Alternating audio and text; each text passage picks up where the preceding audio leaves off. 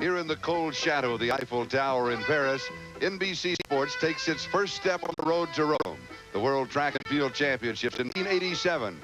Paris and all of Europe has been inundated by a bitter winter. Paris, site of the IAAF World Indoor Games.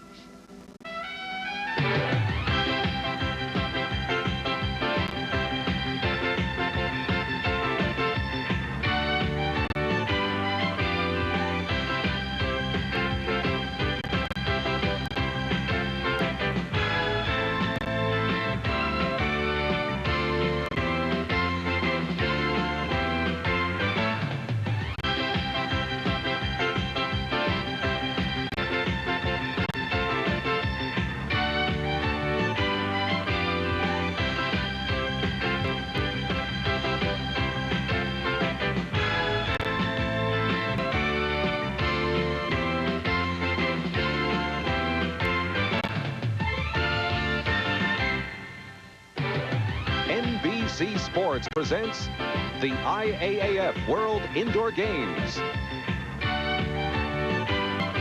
Brought to you by... Just a year old, located in the district within the city of Paris. It houses cycling, hockey, and track and field. With the that we've had in Paris this week, it's just nice to be indoors. I'm Charlie Jones. This is Frank Short, and we start the road to Rome, leading to the World Track and Field Championships in '87. We start with the World Indoor Games, an indoor track and field in Europe, entirely different than what we see in the United States. Charlie, traditionally, they've only had one indoor meet a year in Europe, the Indoor European Championships. Now, with more facilities, this being built, they're going to have more and more events. This is where the deep competition is. But unfortunately, we have very few Americans here for this competition.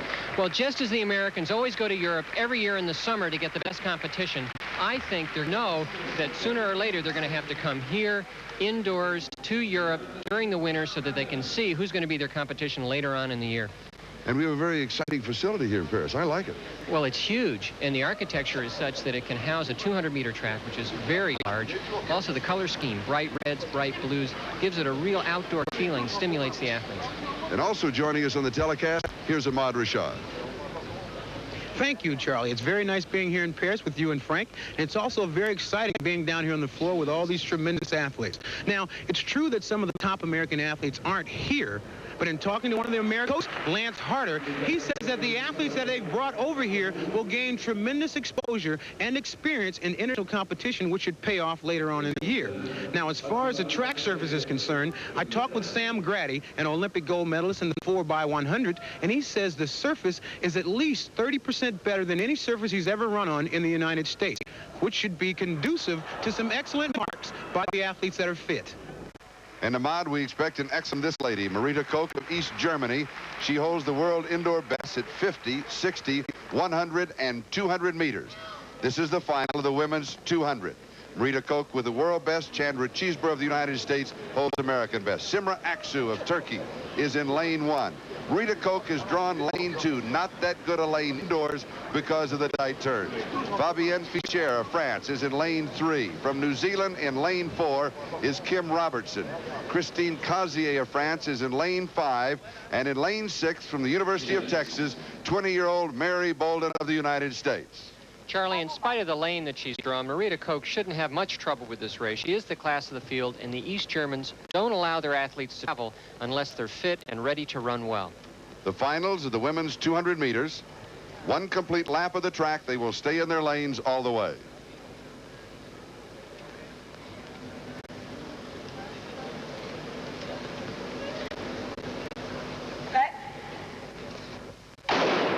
Marita Koch of East Germany in lane 2 with an excellent start, already beginning to close the stagger on Fabienne Fischer. Outside in lane 5, Christine Cazier of France is currently in second place, but Marita Koch has already closed the stagger. And Marita's going to come off the turn first. Her leg speed is much greater than anybody else in the race, well ahead down the finish line. And here's the great Koch as she heads for the finish line. And Chris Cazier finishes second, followed by Kim Robertson of New Zealand in third place. Here is Marita Koch of East Germany, receiving congratulations from Christine Cazier of France. Now let's go back and look at Marita in action. This is Marita Koch showing how you can use that downhill portion of the turn. You run down onto the straightaway, keep your momentum, and use it to slingshot you through to the finish line. Easy win. Marita Koch celebrating with a victory lap flanked by Fabienne Fischer and Christine Cazier of the host country, France. Here are the results. Her time, 23:09, a very good time for this early in the year. Mary Bolden of the United States comes in 5th. And earlier, Ahmad Rashad had a chance to look at the outrun of the sprints. One of the most important elements of any sprint is the start. Well, there are some unique things that you have to deal with when you're running indoors. More specifically, stopping. Now, runners want to accelerate all the way down the track and through the finish line. The moment they hit the finish line, that's when they have to start decelerating because they only have a very short amount of space with which to stop. Unlike most facilities, such as Madison Square Garden, where you'll see the Milrose Games right here on NBC, they tell me that this is quite a bit of room to stop. But if the runner isn't able to stop by the time he reaches the end of this curtain, then he's got to deal with this bank. Now, this could either help the runner stop or hurt the runner. The finals of the women's 60-meter hurdles. The world best is held by Bettina Jahn of East Germany, and the American best is Stephanie Hightower. And Stephanie is in lane 1 at the far right. Shishka of Hungary is in lane, Akimova of the Soviet Union in lane 3, Picarow of France in lane 4, Zagorchev of Bulgaria is in lane 5, and Elwa of France is in lane 6. Stephanie of the United States in lane 1 with an excellent start. Shishka in lane 2 goes with her. Elwa of France is in lane 6. Is Shishka now pulling away from Stephanie Hightower, and Shishka with Elwa, the French record holder, coming in 2nd. Shishka from Hungary really didn't win the race so much as Stephanie Hightower's form fell apart. She slowed down, and Shishka was able to pass her right at the finish line. You can see over the first hurdle, Stephanie's actually in first place. She's still in first place. She's still in first place, but now Shishka's momentum starts to carry her. Stephanie falls apart right there, and Shishka's form carries her to the victory. Stephanie Hightower was one of the favorites for Olympic gold, but she the United States team in a photo finish. So Stephanie is starting her own personal road to Rome and the World Championships in 1987. Let's meet Stephanie. She's with Ahmad Rashad. Stephanie, it's got to be tough coming over here competing against the European countries when they are actually peaking for this event and you're actually just now starting your indoor working out. Well, this is almost like a good workout for me. It's getting me ready to go back and compete at the Milrose Games next weekend. So this is a good experience for me and shows me what I have to work on, so now I know what I have to do when I get home. Well, actually, it turns out to be a long trip for a quick workout. It does, but it's a good experience, good people, and I enjoy it. So like I said, I'd like to come over and get some good experience with the Europeans, and hopefully now I know what I can take back to my coach, and we can work on that when I get home. How about your training? How could you tell about where you were? Yes, and right now I'm doing okay. Like I said, I need to work on my start, and then I think hopefully by the end of the indoor season, my TA time, I'll be ready to go. All right. Good luck to you, and I'll see you next week in Milrose. Okay, thanks. Here are the official results in the 60-meter hurdles. Xenia Hungary's winning time is 8:03. Stephanie Hightower of the United States 4th in a time of 8:12. Still to come, the men's 60-meter final featuring Olympic gold and silver medalist Sam Grady.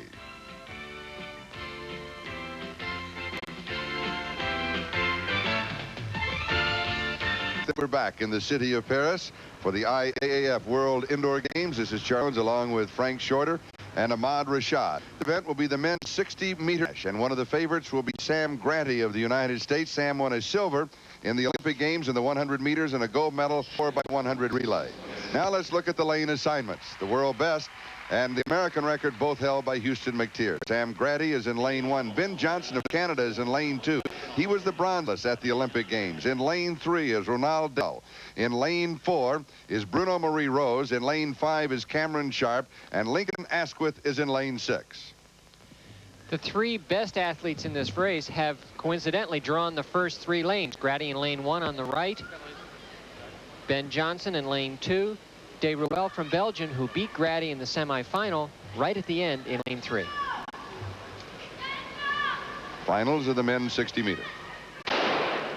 Grady out in lane 1. Ben Johnson goes right with him. It is Grady leading Johnson. Johnson closes on him. Johnson gets him at the tape. Ben Johnson reversing the roles in the Olympic Games, edging Sam Grady at the finish line. It's as if Sam Grady is lacking that last high gear in the 60 meters. In the semifinals, De Ruel from Belgium beat him in the meters. And here, Ben Johnson does the same thing. Look at the two athletes at the right-hand side of the screen. Grady on the right, just to his right. Ben Johnson, side-to-side arm motion. They're almost identical runners. Right at the end, Ben Johnson just ahead of him, and Grady trying to get ahead. Actually got out of his lane a little bit. Almost disqualifies himself, but does come in second. And it is Ben Johnson edging Sam Grady, and Grady's now with Ahmad Rashad. Could you get your condition was like in running in a race like this? Yeah, it was kind of tight because I usually am on my first race. And I just, able to fold it out. But another couple races, the season starts to come around for me. Well, it's got to be a major difference for you coming in here with the Europeans actually peaking for this event and you just coming in and starting your indoor season. Well, that just is a testament to my ability. I will run better outdoor season and, even better next week at Melrose. So you think that this was actually a long trip to come over and get a good workout in? Yes, and considering I got here a day before, a lot of traveling and jet lag, and I didn't like the food, but I still ran pretty good. All right, good luck to you, and I'll see you at the Melrose game. Thank you very much. All right. And here's how the athletes warm up indoors in Paris. And we'll be back to the City of Lights in just a moment. Eastern time, we'll be traveling more than 3,000 miles back to Madison Square Garden in New York City for the Melrose game. Such stars as Carl Lewis, Billy Olson, and Mary Deck will be there. And earlier here in Paris, Ahmad Rashad had an opportunity to look at this strange piece of construction.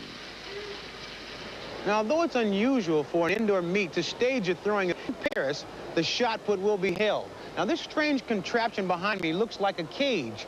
Well, that's exactly what it is, but it's not for the contestants inside. It's actually for the safety for the athletes and other people around the area in case of an errant toss. Now, it may obstruct the view for some of the fans, but it is necessary for the safety of this event. In the shot put competition, this was the first put of East Germany.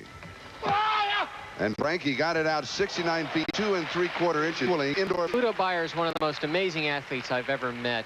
He has a unique ability to psych out his opposition. Mentally, he's very tough. And throughout this competition, he was putting lines, bouncing so hard in the back of the cage, ripping the netting away from these S-clips. A man of men. But it was not to be his day as Ramigius Matura of Czechoslovakia, the bronze medalist in the World Championships in Helsinki, took the lead in the competition with a toss of 69 feet, 7 1/2 inches. And now we come to his final toss. He had already won the title and was just trying to improve his distance. And speaking of psyching out, Martura, to warm up, was taking a flat-footed vertical leap over the high hurdles. That's 42 inches. And that was for the opposition to see.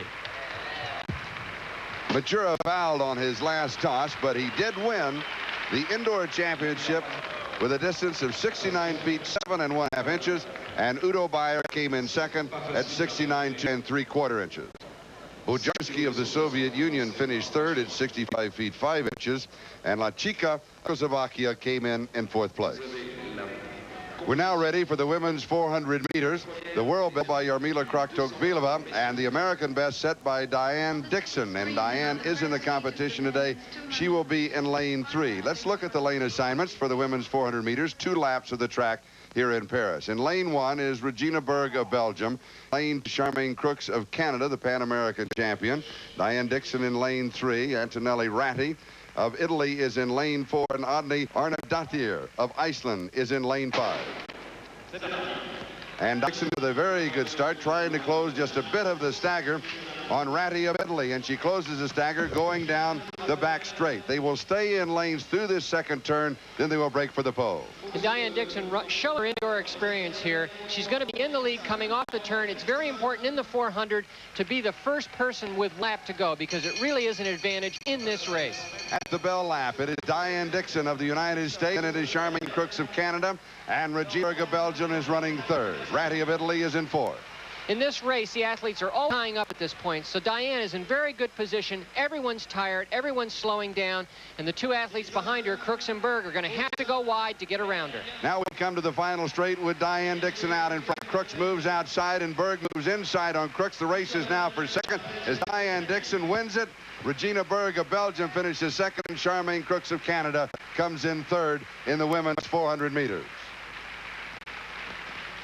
And Diane Dixon showing that the best way to run the 400 meters indoors is to get the lead, be on the pole, run the least distance around that track for the second lap, and make everyone have to come by you. Very smart race. Now let's go to Ahmad Rashad. Were you happy with your performance? No, not really, because I wanted to run a little bit faster, but I wasn't pressured, and I won, so I'm satisfied. Can you tell by this race today how far you are in your training? Yes, I feel I can go much faster, and I'm just going to go home and work on my 4 sprinting drills, and I think I'll be ready for Valerie Bristol next week.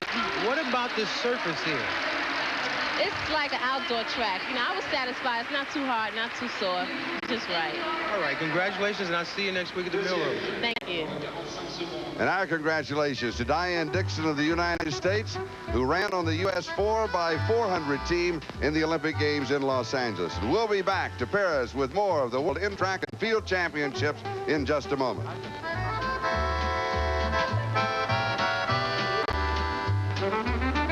Our home away from home here in Paris, covering the IAAF World Indoor Games, and broadcasters and journalists from more than 71 countries, along with a sellout crowd of more than 18,000.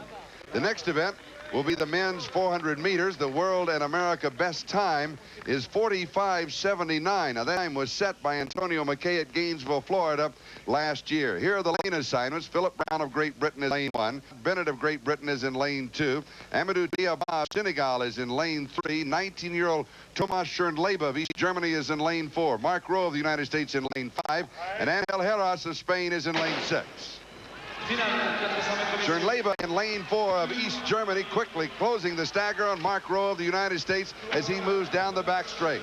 And Schernlebe is going out very, very quickly, running the turn very well. He'll come off in first place. Now let's see how well he runs the tangent to gain lane 1.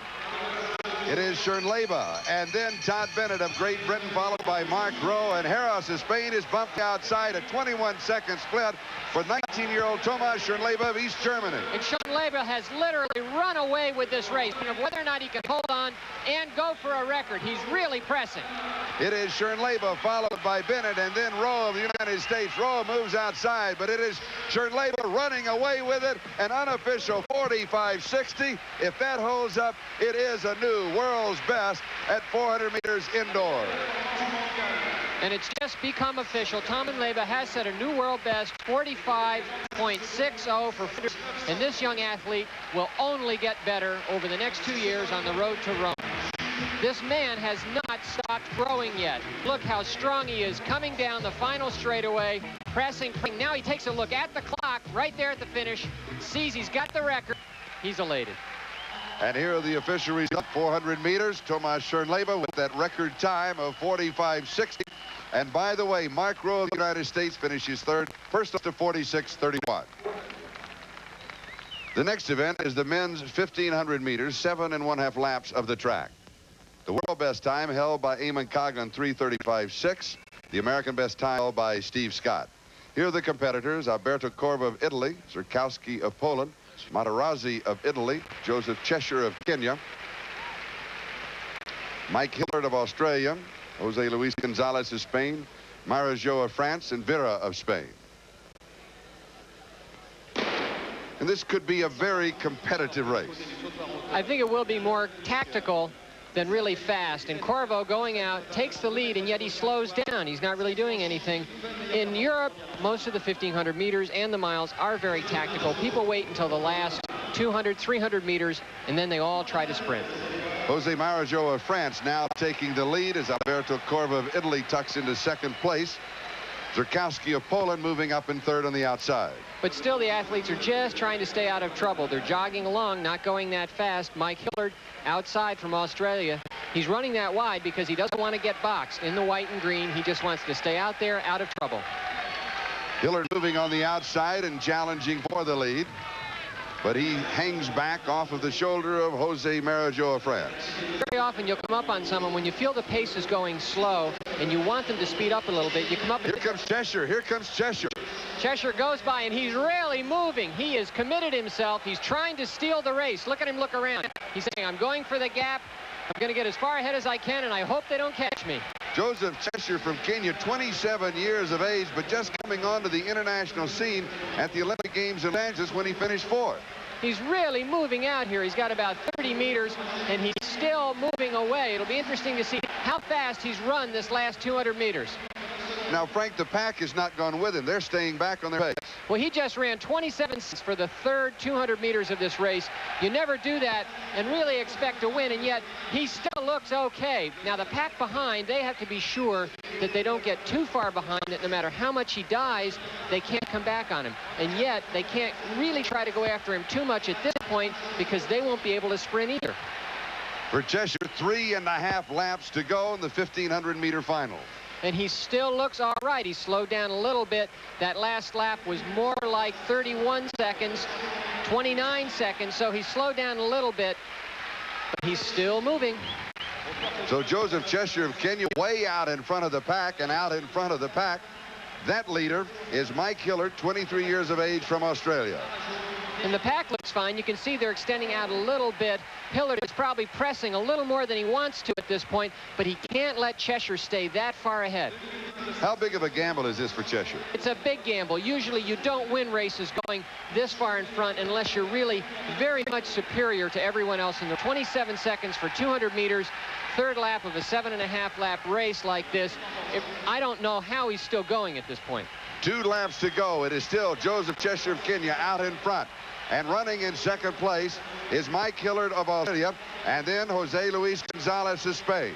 At this point, Hillard does have an advantage. When you start to see that runner in front coming back to you, looking over his shoulder, it really does give you a little bit of boost. You say, look, every 2 steps I'm gaining 1. Every 2 steps I'm gaining 1. But Cheshire's still going. He's not dying. He's not giving up. Now the bell lap, 1 lap to go as Mike Hillard of Australia trying to close on Joe Cheshire of Kenya. I don't think Cheshire can really hold on at this point. He can't have any sprint left, but it's really amazing that he's still on his feet. And it is Mike Hillard now out in front of Cheshire. Will Cheshire drop all the way back? Hillard striding away from him. Jose Luis Gonzalez of Spain is running in third. Oh, if only Cheshire had waited another lap. He might have stolen the race, but this is Hillard's race. And it is Mike Hillard of Australia, the winner, and at the tape, could be Jose Luis Gonzalez that got Cheshire.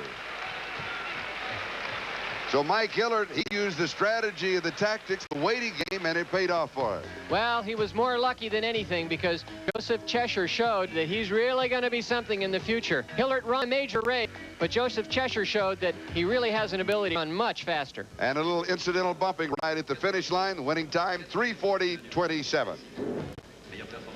This is a magnificent facility, the Palais Omnisport, and earlier, Ahmad Rashad moved outside to take a look at the exterior from his own perspective as a former NFL receiver.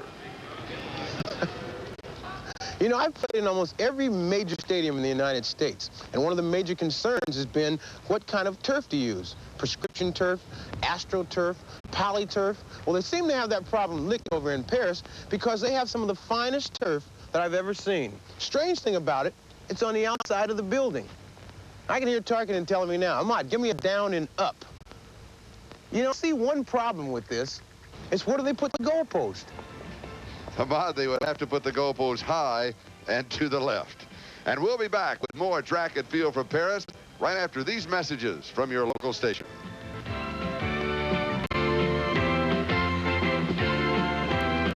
On the book set in 1973, held by Emo Pudermans, and the American best time set by Doug Padilla. And Frank, here's a look at the field. And it's very deep and very large, Charlie, including Mahmoud from France, who is a silver medalist in the steeplechase from the Olympics, Lieto from Portugal, who's a bronze medalist at 5,000 meters, and Don Clary from the U.S., who seems to be in pretty good shape. Men's 3,000, a total of 15 laps. There are 11 runners in the field. Bonomé of Italy takes it out, followed by Bob Verbrick of Belgium, David Lewis of Great Britain, Francis Gonzalez of France, and Mahmoud of France. And right from the start, Charlie, we saw the elbows flying. This is a typical European distance race on the track. They're jostling here for position in the first lap, just getting settled in, and they'll let anybody who wants to lead. And generally, it is good to be in front because at least you're not going to get tripped and go down. Either that or be the last man in the pack, and that person is Don Clary of the United States. So he is avoiding any kind of traffic right now. La Severa, the great finish runner, always ran from the back first few laps. The Kenyans have had great success running from the back in the first few laps of these races. Again, it's a good tactic if the pack doesn't take off and run too fast. Is there a particular strategy early in the race? No, just set tempo, get a feel, and really you don't want to lead unless you feel you're going to get boxed in that group inside, because you can see people look around, they're pushing each other, they jostle. Delis from Switzerland on the left in the red, he's running on the outside because he doesn't want to get in trouble. Bob Verbrick of Belgium now with the lead, and Stefano May is running second.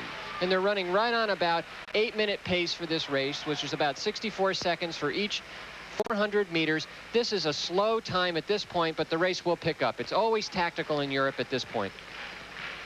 And Frank, the 3,000 meters, a very popular race, a distance race in Europe, and the fans are very knowledgeable. Well, especially with regard to their own athletes. Mahmoud, who's on the outside in the blue, 123. He said in the papers that he wants to run about 7:55 seconds for this race, which could possibly win it. So he's got some pressure on him, and just about everyone in the stands knows what this person is set out to do. Verbrek in first place, again slowing down. People slow down, they speed up, and they wait for someone else to come by. Mahmoud on the outside, he isn't really speeding up. The pace is slowing down. He's just letting his momentum carry him to the front. He'll probably take the lead and just take it for a couple laps and let someone else come by. Don Clary of the United States continues to trail the field, but Frank, there's constant movement throughout the pack. And it's very dangerous in there. Don Clary's in a much better position because he's out of trouble, and also he can run on the rail very close to the inside. Mahmoud's still in front, starting to push the pace just a little bit, but you really have to be careful not to go too hard because you can get cut off. We'll be back with the conclusion of the men's 1,000 in just a moment. World Indoor Games in Paris, the men's 3,000 meters, just under 3 laps to go. Total distance 1 1/8 miles. And Christophe Herle has just taken the lead through the inside from Antonio Leato from Portugal, Campos from Portugal, and Green on the inside in third place. The runners are still jockeying around, waiting for the sprint. They won't sprint until well into the last 400 meters. You can see Leato looking around, Herle looking around, Gonzalez on the outside around. Any of these runners is capable of winning, and Don Clary isn't out of it either, but he's boxed right now. He'll have to get out of that position. He's in the gray uniform right now, not in good position. Herle still leading. Leato still in second place. Uvizel from Czechoslovakia running smartly on the curb inside. Gonzalez from France, if he wins, they'll go crazy here. But again, see everybody looking around, coming to 1 lap to go. Lewis from Great Britain on the outside trying to get by, but Herle holding on, holding off Leato. Anybody's race right now. Still going to come right down to the sprint in the last half lap. And there goes Campos on the outside. His teammate Leato. Leato actually gives him a push. Campos of Portugal with the lead. Don Clary going with Uvizel of Czechoslovakia, Leato of Portugal. It is Campos of Portugal as we come down the final straight, challenged by Don Clary of the United States. Cup winner, and Don Clary comes in second. Uvizel third, and Leato finishes fourth. We've just seen a very good example of team running from the Portuguese. Leato congratulating his teammate Campos. When Campos was going by down the backstretch, Leato realized he couldn't win. Watch, right here, he gives him a push ahead. Boom. Don Clary gets an unintentional push from Uvizel. He's now with Ahmad. Strange strategy you had there, Don. What was it going into this race? Well, for myself, my strategy was just to stay in the back of the pack because I'm not in the type of shape right now where I can lead the race and feel in control. So I let the other guys, set the pace and kind of played it by ear from there and tried to go with their moves. And I think it worked out well, not because I just got second, but a lot of jostling in the race, and by being in the back of the pack, I didn't have to put up with a lot of that shoving and pushing. How tough was it running indoors, having run indoors in 2 years? Well, not too bad, because this track's a little bigger than the normal size in the U.S., which is 165 yards, and this is 200 meters. But I felt pretty good, considering, it's the first time I've been in spikes since the Olympics, and I'm pleased, with the race, and it shows I'm getting in good shape, so it's a good indicator of where I'm at right now in the season. Here are the official results in the men's 3,000. João Campos, Portugal's winning time, 77.63. Don Clary of the United States finishing second, 7:57.78. Now let's go down to Ahmad, who earlier had a chance to take a look at our next event. The pole vault is one of the most exciting events in indoor track, and especially in this particular meet where we have 2 of the world's best, Thierry Vigneron of France and Sergei Bubka of the Soviet Union. Now, unlike sports such as golf and tennis, where the athlete demands quiet, this event goes on with all kinds of stuff going on. There's fans yelling in the stands, there's events going on around the athlete, and there's a clock to time each athlete before each jump. Now, the discipline here is to block all the total concentration, come down the runway, plant the pole, hurl yourself upwards towards 19 feet. In the pole vault competition, the world's best height is held by Thierry Vigneron of France, and the American best height set by Billy Olson. And here is Vigneron, currently in third place. He took the world indoor record away from Sergei Bubka with a height of 19 feet, 2 1/4 inches. The lead in the pole vault changes back and forth, back and forth. If Vigneron makes this height, which 2 Soviets have already missed, he will go from third place into first. 18 feet, 8 1/4 inches. He's got it. Vigneron over the bar at 18, 8 1/4. And he's also showing what a gymnast he is, because I think I saw as he went over the bar, he cleared it well with his feet, hit it with his chest coming down, and then put it back with one of his hands. Let's watch and see. Clears it very well with his feet, comes down, starts to hit it with his chest. Look at his left hand. Hat stuck on, just to make sure. Sergei Bubka of the Soviet Union missed and then passed at this height, so the bar now moves to 18 feet, 10 1/4 inches. Now, Sergei heard some whistles earlier from the partisan crowd. If he clears, he's in first place. Got it.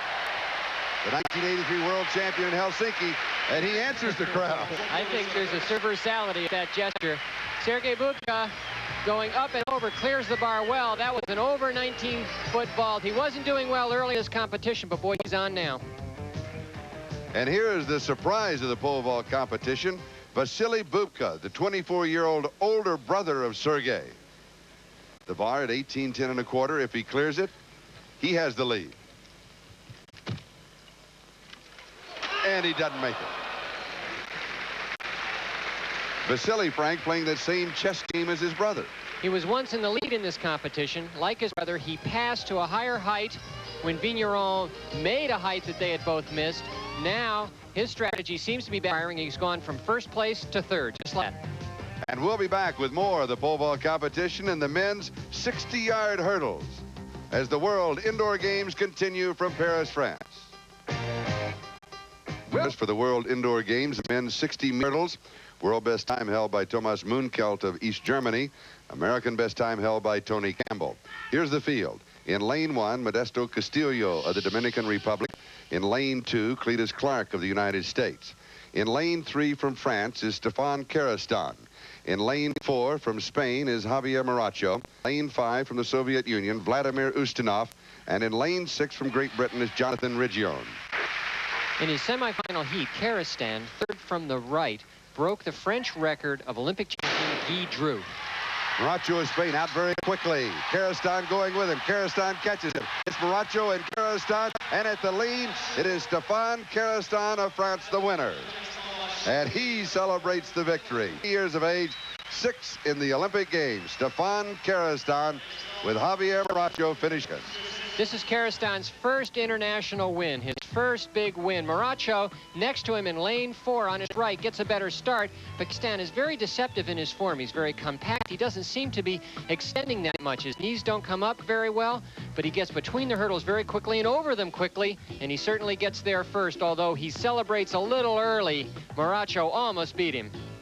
Here are the official results. Stefan Karestan, the winner, in a time of 7:67. Maracho second, 7:69. Jonathan Rigione finishing third at 7:70.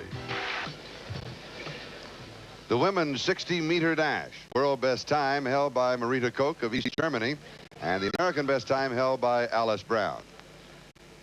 In lane 1 from New Zealand, we will see Kim Robinson. Silke Gladish of East Germany is in lane 2. In lane 3, Heather Oakes of Great Britain. In lane 4, the 1980 Olympic champion at 100 meters, Ludmila Kondrateva. In lane 5 is Crystal Bulto of France, and in lane 6 is Gillian Ford of Trinidad. And it is Heather Oakes out very quickly. And then it's Gladish in lane 2. It is Oakes and Gladish. Gladish takes the lead. At the lead, it is Silke Gladish of East Germany, the winner in the women's 60-meter dash. Charlie, Silke Gladish looks just like Marlies Gurr, the ex-world record holder, coming down the straightaway. There's absolutely no extraneous motion in her form.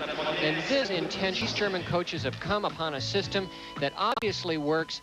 They get their women runners to really show no extraneous motion at all. Watch her compared to Heather Oakes on her right. Her head doesn't move, and when they run this, watch her arm. She gets a much quicker arm motion, and her legs will follow her arms. It's a much faster sprinting form.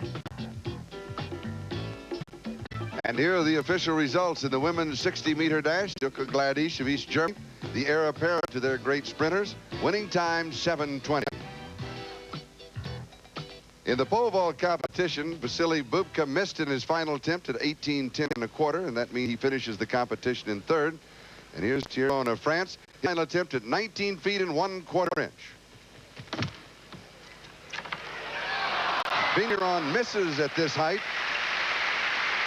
although still a great favorite in his country.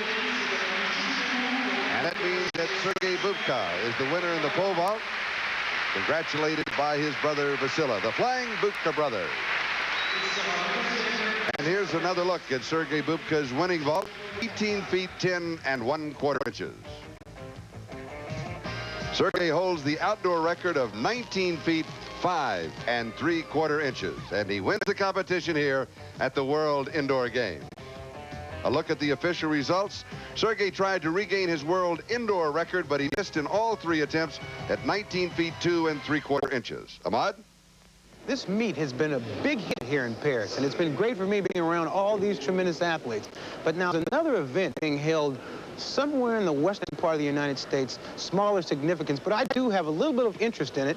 So for right now, I'm going to go and try and check that out. Back up to you, Charlie. Okay, Ahmad.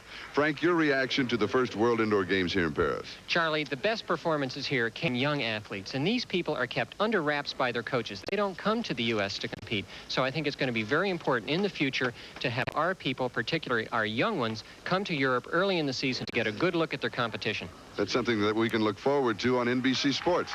I'm Charlie Jones for Frank Shorter. We're going to find Ahmad Rashad. I know he has a television set hidden somewhere, and I picked Miami to win it big. So long, everybody.